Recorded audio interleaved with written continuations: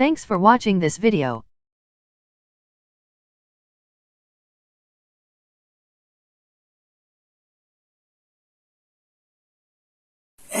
सुप्रभात बच्चों, इस ऑनलाइन वीडियो के लेक्चर सेशन में मैं आज वर्ग 6 हिंदी से पाठ 1 विचार विवेक को लेकर आया हूं। बच्चों, विचार और विवेक, हमारा विचार जो है विवेक पर ही आधारित होता है। हम अपने विवेक के माध्यम से ही किसी शुभ विचार को प्रकट करते हैं। मनुष्य की आकृति में कहीं पशु प्रवृत्ति, कहीं आसुरी प्रवृत्ति, कहीं मानवीय प्रवृत्ति का दर्शन मिलता है। इससे भी ऊपर मनुष्य की आकृति, जिसमें ईश्वरीय दिव्यता का भी दर्शन होता है।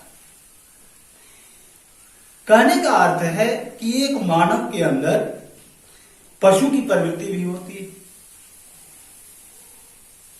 दानवों की प्रवृत्ति भी होती है और मानव की प्रवृत्ति भी होती है, और इन सारी प्रवृत्तियों के बीच ईश्वर की दिव्यता का भी उसमें दर्शन होता है।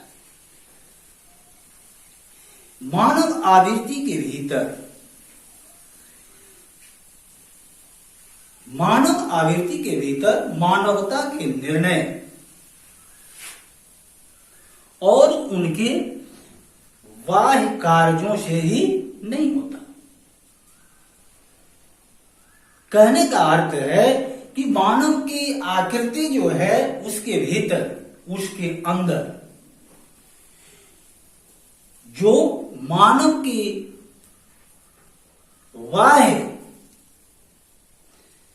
मानव की प्रकृति का जो निर्णय होता है वह उसके बाह्य कर्मों और धर्मों से नहीं होता।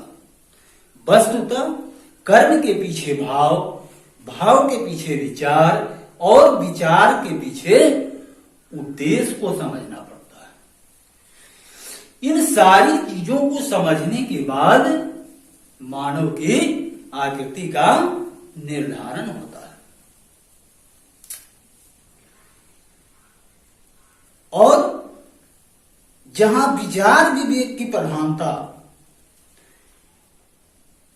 समस्त कार्यों में होती है, वहां मानव का निर्माण होता है। बच्चों, कहने का अर्थ है कि मानव का निर्माण तभी होता है जब हमारा समस्त कार्य विचार और विवेक पर आधारित होता है या विचार और विवेक के माध्यम से चलता है। ज्यों-ज्यों मनुष्य के भीतर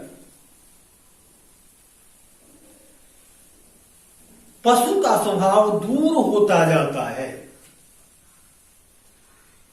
त्यों-त्यों मानवों के अंदर मानवीय प्रवृत्ति का विकास होता जाता है।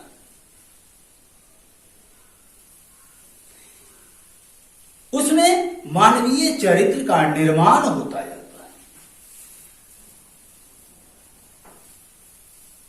मानव को अपने मानव जीवन को उन्नत और श्रेष्ठ बनाना ही चरित्र है।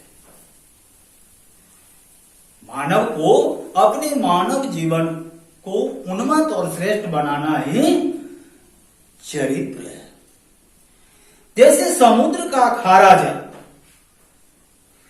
आकाश में उन्नत होकर या आकाश में जाकर वह अमृत बूंद बन जाता है, इसे अमृत तुल्य बनने की स्थिति में पहुंचने के लिए सूर्य की प्रकाश और उष्णता की आवश्यकता होती है। वैसे ही मनुष्य के चरित्र निर्माण के लिए स्वाध्याय और पवित्रता की आवश्यकता है। बच्चों, कहने का अर्थ है कि हमारे चरित्र का निर्माण तभी होता है जब हम स्वाध्याय की ओर प्रवृत्त होते हैं।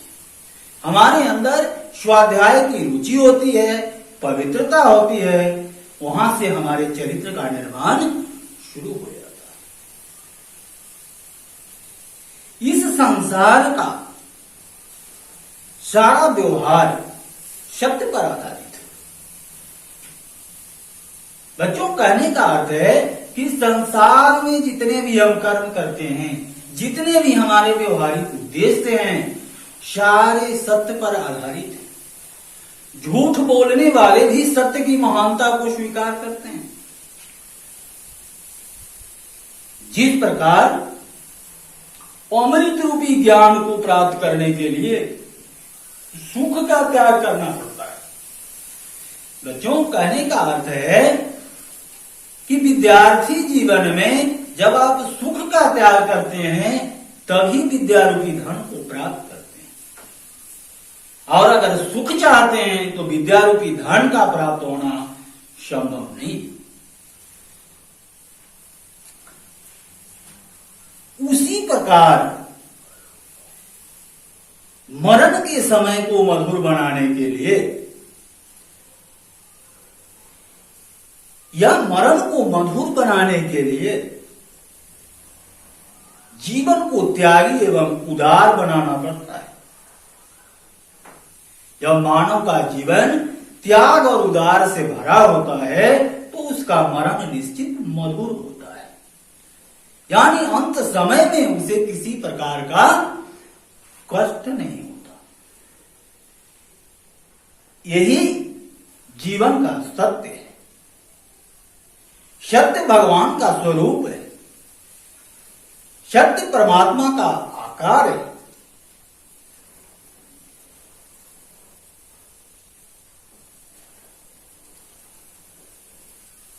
इस जगत के पुरुष सत्य को स्वीकार करते हुए इस संसार के मानवों के सामने एक महान आदर्श ही नहीं रखते, बल्कि उनके जीवन को सरल, शुद्ध तथा शक्तिशाली बनाने में भी सहायता प्रदान करते हैं। बच्चों, झूठ भ्रमवश भले ही फैलता दिखाई देता है, लेकिन अंततः जीत सत्य की होती है। झूठ कभी नहीं जीतता, झूठ हमेशा पराजित होता है। सत्य तथा सत्यवादियों द्वारा उपजाए हुए विकास पर ही जगत के व्यवहार टिके।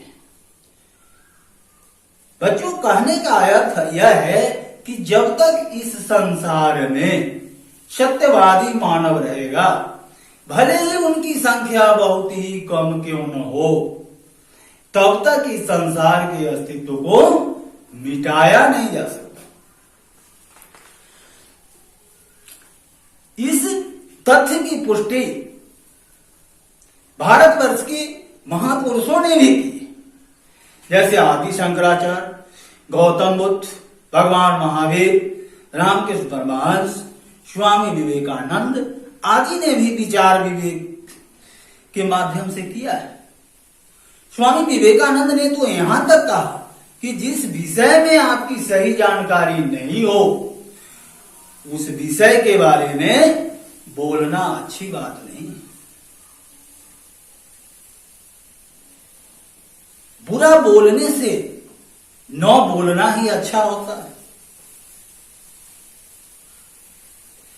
विद्वान की विद्वता और मूर्ख की मूर्खता बोलने पर ही प्रकट होता है। जैसे कौवे और कोयल का भेद। बच्चों, कौवे और कोयल का रंग एक ही होता है, इसलिए कहा कि कौवे और कोयल का भेद बोलने पर ही प्रकट होता है। बोलने पर ही हम यह पहचान करते हैं कि कौन कौवा है और कौन कोयल है। या तो बुद्धिमान की तरह बोलें और न तो चुप रहना श्रेयस्कर है। जैसे विवेक एवं विचार से शून्य पशु चुप रहते हैं। कहने का अर्थ यह है कि जिसे गुण अवगुण की पहचान नहीं। बच्चों, यथार्थ यह है कि जिस व्यक्ति में यह क्षमता नहीं है कि वह गुण और अवगुण को पहचान सके कि कौन गुण है और कौन अवगुण है, तो वह भला इस संसार से क्या पा सकेगा और वह क्या त्याग सकेगा, यह असंभव बात है। कहने का अर्थ है कि पाता वही है, त्याग वही करता है, सीखता वही है जिसमें गुण अवगुण को पहचानने की शक्ति है। तो बच्चों, गुण अवगुण की पहचानने की शक्ति हमें कहां से मिलती है? तो स्वाध्याय से मिलती है। इसलिए अध्ययन का सबसे उत्तम साधन स्वाध्याय है। स्वाध्याय के बदौलत व्यक्ति कठिन से कठिन लक्ष्य को प्राप्त कर लेता है। यह जितने भी काव्य हैं, महाकाव्य हैं, पुराण हैं, सभी का यह सार है कि स्वाध्याय ही सबसे बड़ा अध्ययन का मार्ग है। इसलिए बच्चों, हमें हमेशा स्वाध्याय का अभ्यास करना चाहिए। चाहे स्वाध्याय हम 1 घंटे करें, आधे घंटे करें, 2 घंटे करें, लेकिन स्वाध्याय के दौरान ऐसा होना चाहिए कि हमारे आमने सामने से गुजरने वाली किसी भी परिस्थिति का संकेत हमारे अंदर नहीं हो, तभी हम समझें कि हमारा स्वाध्याय सफल हो रहा है। इन्हीं शब्दों के साथ मैं इस आशा और उम्मीद से कि आप इस वीडियो के माध्यम से इस पाठ को अच्छी तरह से समझेंगे या समझने का प्रयास करेंगे। धन्यवाद। Thanks for watching this video.